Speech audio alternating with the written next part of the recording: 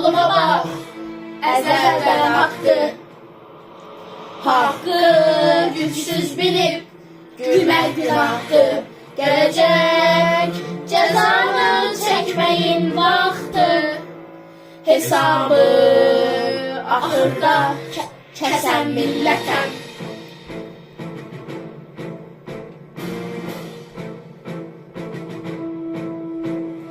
Düzme qabağıma çok uğraşları. Səsləsəm dikələrək dağ qardaşlarım. İstəsən tarixi bir də başlaram. Mən durğun həyatdan bezən millətəm.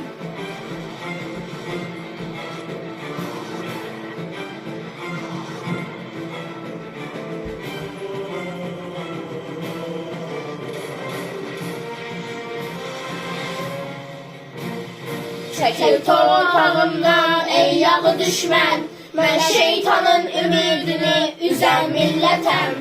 Dünyanı üstünə qaldırdın yetər. Dünyanın dərdinə dözən millətəm.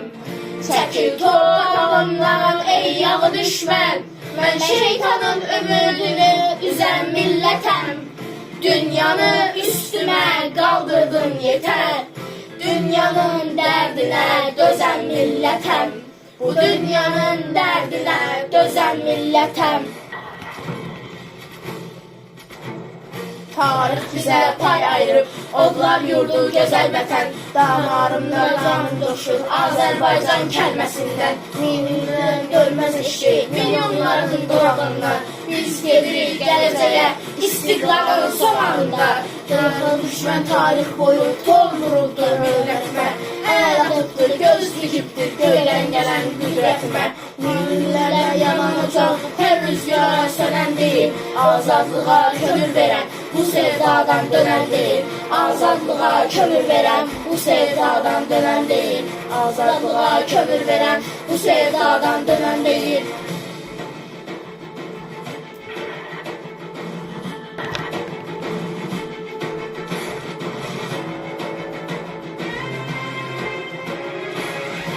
Babaların igid ruhu dirildi.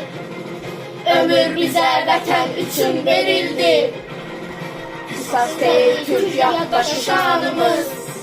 Qurban getsək